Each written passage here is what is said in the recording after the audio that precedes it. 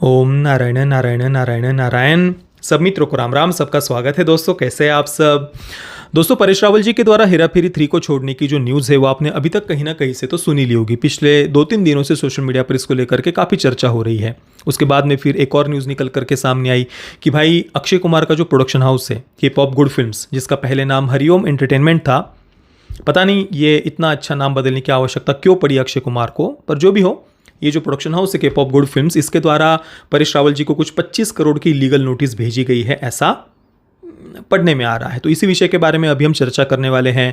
जो डायरेक्टर प्रियदर्शन है वे उन्होंने इस पर क्या कहा है, सुनील शेट्टी ने इस पर क्या है, सब हम चर्चा करेंगे। अब पता नहीं ये हेरा फेरी 3 जो फिल्म है इसके साथ क्या हुआ है, बनने का नाम ही नहीं ले रही है ये फिल्म। ठीक 10 वर्ष पहले से 2015 के भी कई सारी वीडियोस आपको मिल जाएंगे यूट्यूब पर। 2015 से इसको लेकर के अपडेट्स पर अपडेट्स हम सुनते आ रहे हैं। कभी डायरेक्टर बदल जाते हैं, कभी कास्ट बदल जाती है, कभी राइटर बदल जाते हैं, कुछ ना कुछ चेंजेस होते आ रहे हैं। अब 2015 में इस फिल्म को प्रॉपर अनाउंस किया गया था। आपको को वो वीडियोस में मिल जाएंगे प्रेस मीट के, जहाँ पर बैकग्राउंड में हेरा फेरी 3 का कुछ बैनर पोस्टर वगैरह लगाया गया था। स्टेज पर हम परेश रावल, जॉन अब्राहम और अभिषेक बच्चन, शक्ति कपूर आदि इनको देख सकते हैं। और प्रॉपर फिल्म को अनाउंस किया गया था 2015 में। फिर से फिल्म ठंडे बस्ते में चली गई इस अनाउंसमेंट के बाद में। फिर 2017 में एक नई अनाउंसमेंट आती है कि भाई नीरज वोरा इस फिल्म को वे स्वयं डायरेक्ट करेंगे। और इस बार कास्ट पूरी तरीके से चेंज हो जाएगी। जॉन अब्राहम, नाना पाटेकर और अभिषेक बच्चन, ये तीनों मुख्य भूमिका में होंगे इस फिल्म में। परंतु बाद में फिर नीरज वोरा जी का स्वास्थ्य खराब हुआ, उनका देहांत हुआ और उसके बाद फिर से ये प्रोजेक्ट ठंडे बस्ते में चला गया। उसके बाद में फिर अगले वर्ष 2018 में नई अपडेट आती है कि इंद्र कुमार इस फिल्म को डायरेक्ट करेंगे। इंद्र कुमार इससे पहले धमाल, डबल धमाल, इन जैसी फिल्मों को डायरेक्ट कर चुके हैं। इसके अलावा मस्ती, ग्रैंड मस्ती, ग्रेट ग्रैंड मस्ती, ऐसी कुछ अडल्ट फिल्मों को भी उन्होंने डायरेक्ट किया हुआ है। उनकी जो पिछली 2 फिल्में हैं, टोटल धमाल और थैंक गॉड, दोनों ही फिल्में बड़ी ही वाहियात रही है। तो 2018 में बताया गया था कि वे इस फिल्म को डायरेक्ट करने वाले हैं, पुरानी कास्ट के साथ में ही। इस बार फिर से कास्ट पुरानी होगी, ये बताया गया। फिर अगले वर्ष 2019 में एक नई अपडेट आती है। इंद्र कुमार उनकी तरफ से ही उन्होंने कहा कि भाई वीएफएक्स बहुत हाई होने वाले हैं इस फिल्म में। और उन्होंने कहा, I am happy that everybody's favourite trio is coming back together again. We will start the film towards the end of this year. It is currently being scripted. I was completely cut off from that project for the last 3 months because I was busy with Total Dhamaal. तो ये just कहा था कि 3 महीनों से total धमाल में busy था। तो वीएफएक्स हेवी प्रोजेक्ट होगा, पुराना ट्रायो ही वापस इसमें आने वाले हैं तीनों, वगैरह वगैरह। पर उसके बाद में फिर अगले वर्ष आ जाता है कोरोना और सब कुछ ठप पड़ जाता है और 1-2 वर्ष उसमें चले जाते हैं।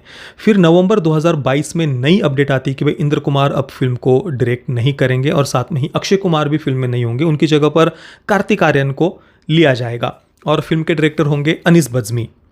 फिर से एक न्यूज़ निकल करके सामने आती कि भाई कार्तिक आर्यन तो होंगे पर अक्षय कुमार को रिप्लेस नहीं करेंगे, किसी और भूमिका में शायद उनको लिया जाएगा। फिर न्यूज़ आती कि भाई नहीं भाई, कार्तिक आर्यन को नहीं लिया जाएगा। फिर 2023 में, उसके अगले वर्ष फरवरी में, नई न्यूज़ निकल करके सामने आती है कि भाई फरहाद सामजी अब फिल्म को डायरेक्ट करेंगे और संजय दत्त भी इस कास्ट को ज्वाइन करने वाले हैं पुराने वाले एक्टर्स के साथ में ही। कार्तिक आर्यन शायद इस फिल्म में नहीं होंगे।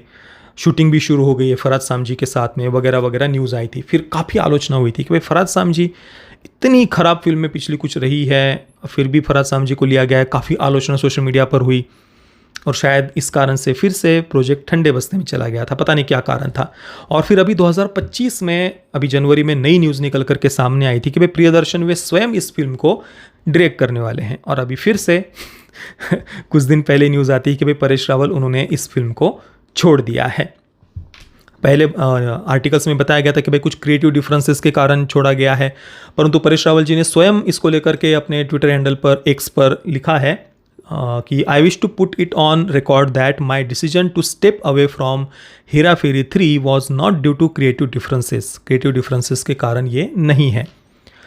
I reiterate that there is no creative disagreement with the filmmaker. I hold immense love, respect and faith in Mr. Priyadarshan, the film director. मुझे उनमें विश्वास है, पर मेरे कुछ और कारण हैं फिल्म से अलग होने के। इसके बाद में न्यूज़ रिपोर्ट्स के माध्यम से बताया जा रहा है कि भाई प्रियदर्शन जी ने कुछ फ़ोन वगैरह भी उन्हें करने का प्रयास किया था, पर परेश रावल जी ने मैसेज भेजा कि मुझे कॉल मत कीजिए। प्रियदर्शन ने बताया कि परेश रावल ने मीडिया में अनाउंस करने के बाद उन्हें मैसेज भेजा था। उन्होंने लिखा था, प्रियन सर, मुझे आपसे कोई शिकायत नहीं है, मैं आपका बहुत सम्मान करता हूं, लेकिन फिल्म न करने के मेरे अपने कारण हैं। हम भविष्य में अवश्य साथ काम करेंगे। परेश रावल ने हाल ही में दिए हुए इंटरव्यू में दावा किया कि प्रियदर्शन ने उन्हें फिल्म में बने रहने के लिए मनाने की कोशिश की थी, लेकिन प्रियदर्शन ने इस दावे को खारिज किया है। प्रियदर्शन ने कहा, मैंने उन्हें रोकने की कोशिश नहीं की क्योंकि उन्होंने मुझे कभी बताया ही नहीं कि वे फिल्म छोड़ना चाहते हैं।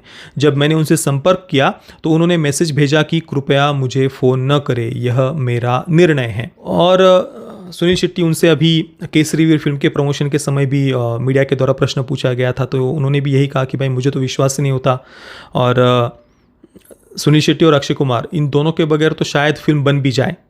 99% ये चांसेस है कि शायद फिल्म बन जाए, परंतु परेश रावल, बाबू राव, उनके बगैर तो ये फिल्म बने ये संभव ही नहीं है। तो इस प्रकार की बात उन्होंने कही है।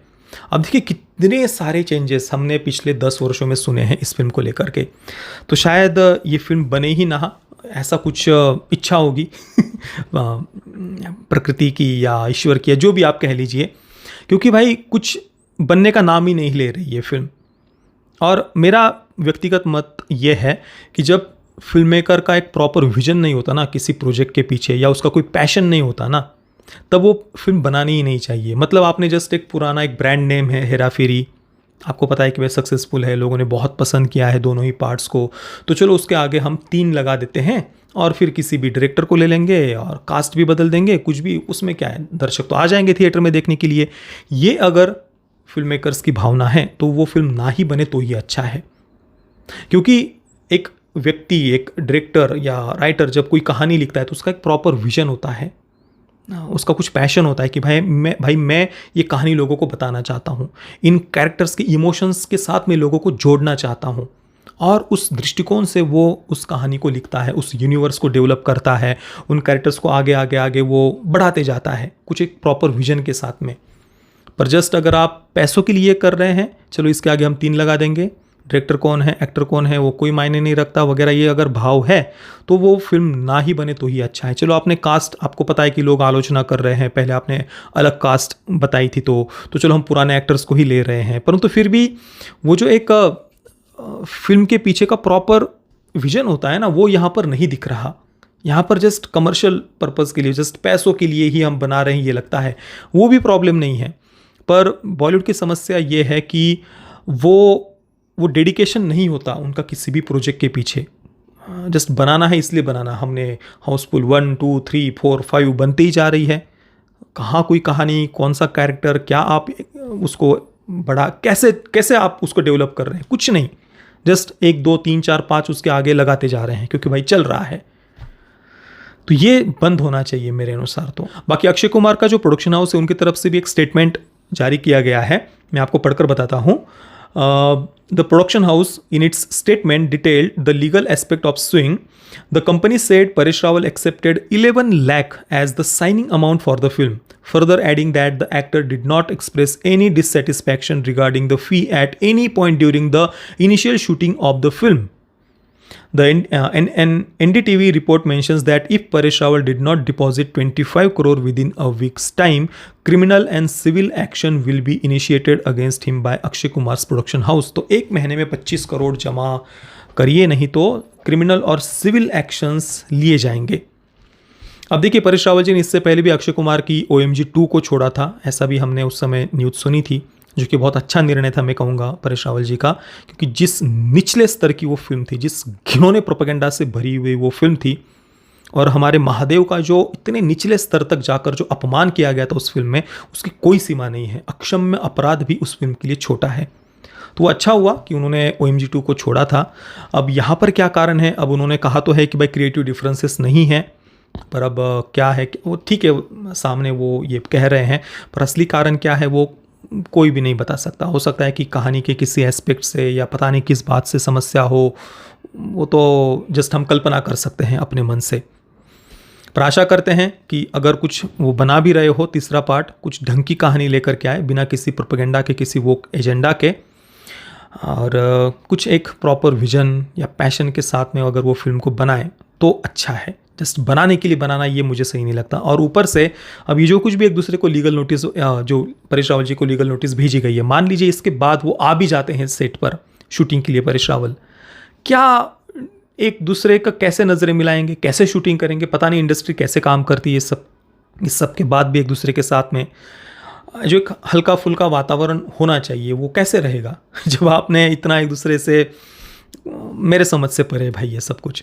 बाकी आपके इस पूरे विषय पर क्या विचार है मुझे आप नीचे कमेंट में अवश्य बताना। ये वीडियो देखने के लिए आप सभी मित्रों का बहुत बहुत धन्यवाद। जय श्री राम, वंदे मातरम।